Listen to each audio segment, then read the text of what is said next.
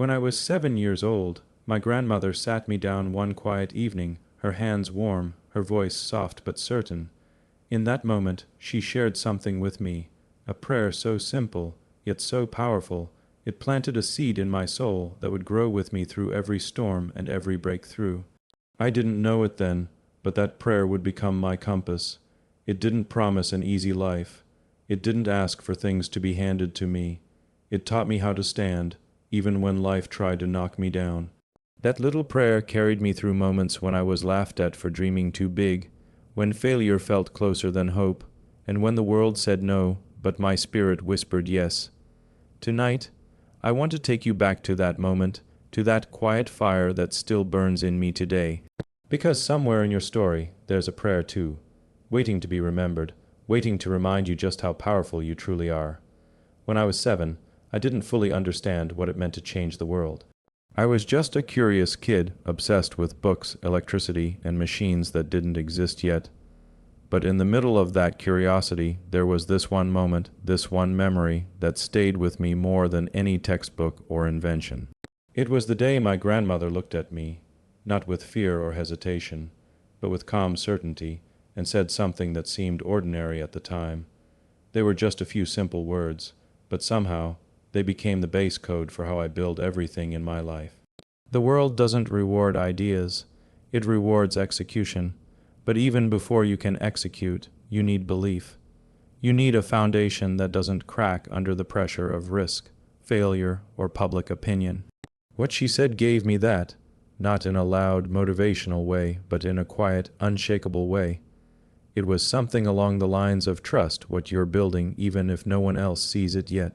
And when you hear that at 7, from someone who has lived through more storms than you can imagine, it anchors itself into your thinking. Every time I was told something wouldn't work, PayPal, Tesla, SpaceX, Neuralink, I remembered that early programming. The prayer wasn't just about faith, it was about courage. It was about staring into the unknown and saying I'm going anyway. Most people wait for permission. They wait until something is certain. But if you're always waiting for proof, you'll never create anything new. The world only changes when people build what others are too afraid to even imagine. That prayer didn't teach me what to build. It taught me how to think. It's easy to give up when things fail. I've been there, launches exploding, cars running out of funding, rockets collapsing on impact after months of work. Every single failure comes with its own weight, and the logical part of your brain tells you to stop.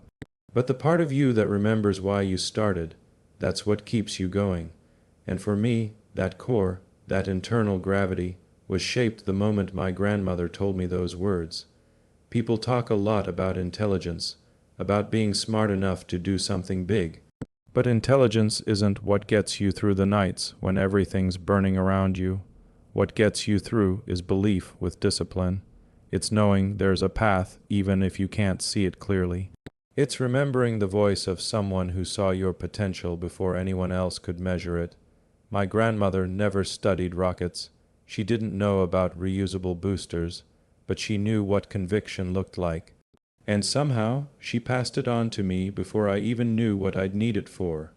When we were launching Falcon 1, everything was on the line. We had already failed twice. We were down to our last chance. If we failed again, that would have been it. No more funding, no more second chances, but I remembered her words. I remembered that what looks like the end is often just a challenge testing your resolve. That third launch succeeded, and not because we got lucky. It succeeded because we didn't give up when it made the most sense to. I'm not someone who believes in waiting for signs. I believe in engineering the future. But that early moment, that prayer, that mindset, it became the emotional algorithm that I still run every time things feel impossible. Whether it's landing a rocket or building a tunnel under a city or developing AI that can help humanity instead of harming it, the principle is the same. Build with purpose. Don't stop when it gets hard, and trust the process even when the world doesn't. People see the success now. They see the headlines, the launches, the billion-dollar valuations. But they don't see the sleepless nights, the doubt, the times when I had to borrow money for rent even while trying to fund two companies at the same time. Those are the moments when the words my grandmother told me mattered most. When the external motivation runs out, and the only thing left is what's been embedded deep in your character. Every launch, whether it's a product, a mission to Mars, or a new idea no one believes in yet, it all begins in silence. In that place where it's just you and your thoughts, that's where the decision gets made, not when the cameras are rolling, not when the stock price is up, but when you're alone, thinking about giving up, and you choose to keep going. That's the launch point. That's where vision is tested and proven. And for me, those moments are always guided by that early voice, that simple message wrapped in love and truth, spoken long before the world ever knew my name. I don't think my grandmother knew she was shaping a future CEO or engineer. She was just doing what great people do, passing on the kind of strength that doesn't break when life applies pressure. She taught me that resilience isn't loud. It's not dramatic, it's consistent, it's disciplined, and above all, it's rooted in something deeper than ambition. It's rooted in meaning. That kind of strength doesn't just guide launches into space. It launches lives into purpose, and I believe that's the reason anything I've built has ever lifted off at all. Before there was Mars, before rockets, before the electric car factories and AI research labs, there was a small room in South Africa, a quiet afternoon, and a conversation that would define everything that came after. I was just a kid back then, full of questions no one around me really had answers to. I was fascinated by physics, space, computers, but those were abstract ideas to a 7-year-old. What was real, what I could feel and carry with me every day, was the presence of my grandmother. She didn't talk like an engineer. She didn't explain the universe through equations, but she understood something I would only realize much later. Before any launch, before any mission to change the world, there has to be something inside you that won't let you quit, she told me a prayer. Not a long one, just a few lines spoken softly, shaped by experience, by her own storms. She wasn't trying to inspire a space program. She was trying to give me a core, something unshakable, something I could hold on to when everything else was uncertain. That prayer became part of me. It wasn't about asking for an easy life. It was about becoming strong enough to face a hard one. It was about staying focused, staying true to your path, even when the world didn't believe in you, and most of my life has looked exactly like that. People didn't believe in an online banking company when we started X.com. They didn't believe an electric car could be fast, desirable, or even possible to mass produce. They laughed at the idea of sending reusable rockets into orbit. They said Mars was fantasy, sci-fi, irresponsible even. But what they didn't see was the internal system that powered all of it. It wasn't just technology, it was belief. It was the result of that early moment when I learned that if you build from a foundation of resilience and clarity, no force can truly stop you. That prayer was my launchpad. Every time I hit a wall, and there have been many, it reminded me that the point of pushing forward isn't because success is guaranteed. It's because the mission is worth the risk.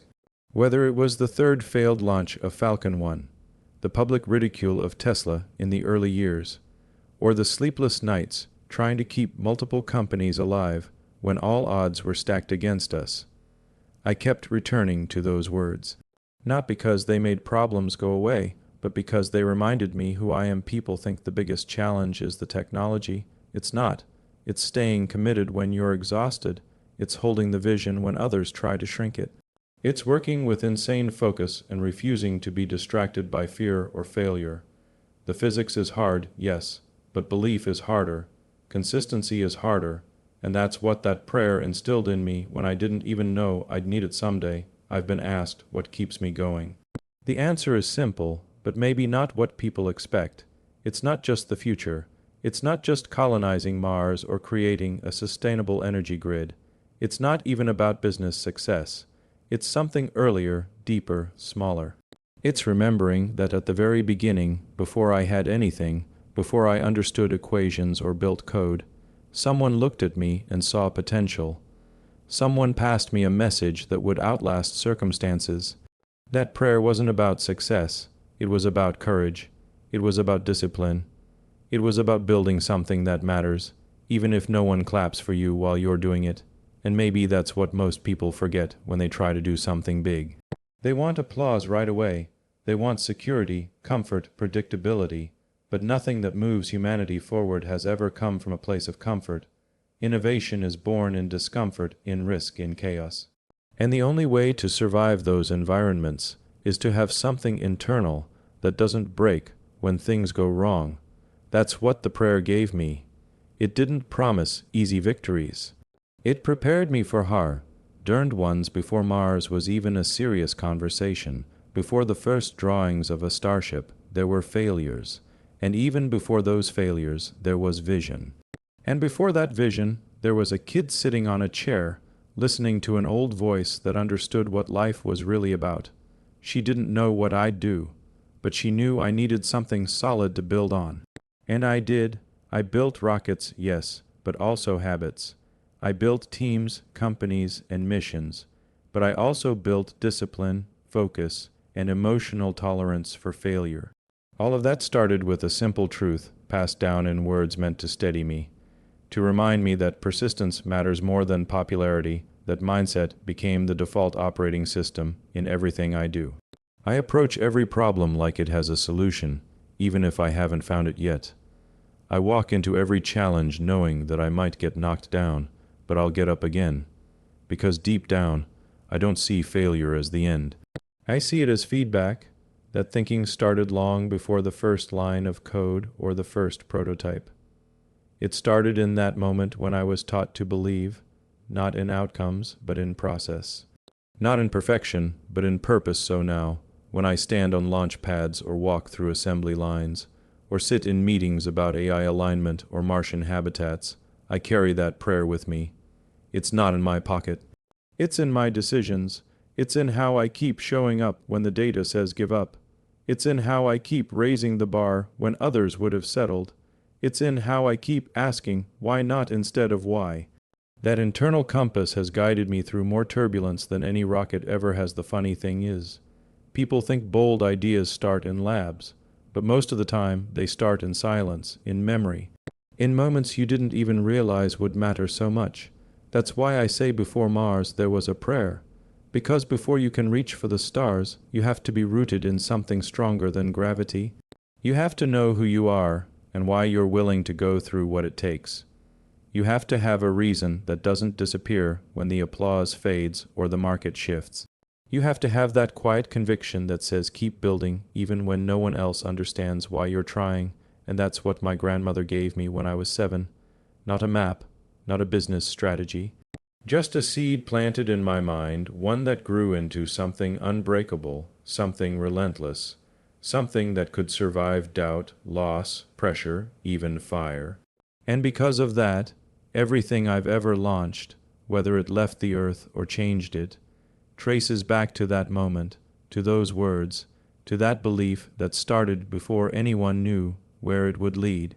When I think about where ideas come from, where the ability to take on impossible problems starts, I don't think about Silicon Valley or launch pads or engineering labs. I go back to a small house in South Africa, to an ordinary afternoon when I was just a kid sitting with my grandmother. She didn't have a degree in physics or engineering, but she understood something even more fundamental. She understood how to live through uncertainty. She understood how to keep going when the outcome wasn't clear. That day she leaned in and told me something, a small cluster of words that didn't sound like anything extraordinary at the time, but they stuck, and over the years they've become something I return to almost instinctively. They've become a kind of secret code I use to think through every tough decision, every impossible challenge, every moment where most people would stop. People ask what it takes to do something new, to build a company from scratch, to send a rocket to orbit, to imagine a car that doesn't need gas or a computer that can understand the brain. They're usually looking for a technical formula, but the truth is, it starts with mindset. And mindset is built from the inside out. It's not about how much you know. It's about how you respond when you don't know. That's what my grandmother gave me. this internal mechanism, this philosophy disguised as a whisper. It was quiet, but it was precise. It was gentle, but it was powerful. That code has been with me in every launch, every near bankruptcy, every break. Through the secret code wasn't about the outside world. It was about who you have to be on the inside to shape it. She told me something like keep your mind strong, your purpose clear, and your heart untouchable. At 7, I didn't know what that meant, but I carried it with me anyway. And later, when I was being told Tesla would fail, that no one wanted electric cars, that SpaceX was a fantasy that would collapse after the first crash, that code kicked in.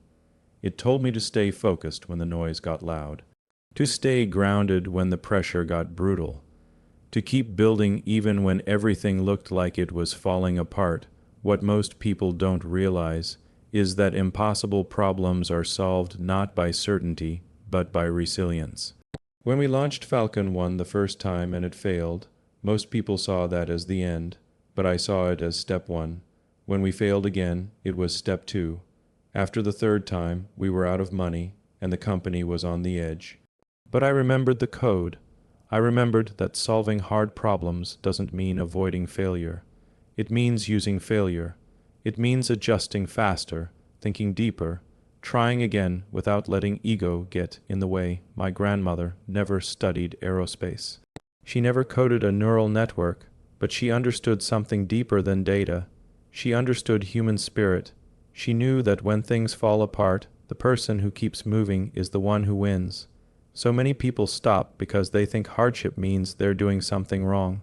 But usually, hardship means you're getting close to something real. The resistance is a sign you're entering territory most people avoid. And that's where transformation happens. That whisper she gave me taught me how to move through that resistance. How to navigate the unknown without collapsing. I've been in boardrooms where everyone thought the risk was too high. I've been in rooms where the brightest minds said it couldn't be done. And every time I remembered that code. Don't retreat, reframe, don't get discouraged, get curious, ask better questions, think from first principles, strip away assumptions until you're left with pure possibility. That's how SpaceX was born. That's how Tesla kept going when we had 2 weeks of cash left. That's how I make every decision. Even now, you don't solve big problems with fear. You solve them with clarity. You solve them by seeing what others ignore and refusing to look away. That's what the code taught me. Don't be distracted by noise. Don't be driven by applause or destroyed by criticism. Anchor yourself in purpose and move. Move fast. Move honestly. Move even when it hurts. Because discomfort isn't a reason to quit. It's a sign you're evolving. That code, passed down through a whisper, wasn't just for moments of crisis. It was for the quiet, lonely moments too. The ones where the path isn't obvious. The ones where doubt feels louder than hope. Those are the spaces where real innovation is born. Not in the spotlight, but in the shadows. Not in perfect plans, but in relentless execution. Every single one of my so-called impossible problems, rockets, cars, tunnels, chips, AI, has been solved using that same approach. Not just intelligence, but endurance. Not just ambition, but belief. Not just strategy, but something deeper that no spreadsheet can measure. It's strange to think how much of the future can be shaped by a moment from the past. How a soft voice can ripple through decades and guide decisions that change industries. But that's what this whisper did. It wasn't magic, it was mindset. And when you combine that kind of mindset with technical thinking, with long-term vision, with the willingness to be misunderstood for years, that's when impossible becomes inevitable. The truth is, we all have these moments. These voices, these ideas planted in us early, long before we know what they mean, and we decide whether or not we'll use them. I chose to use mine.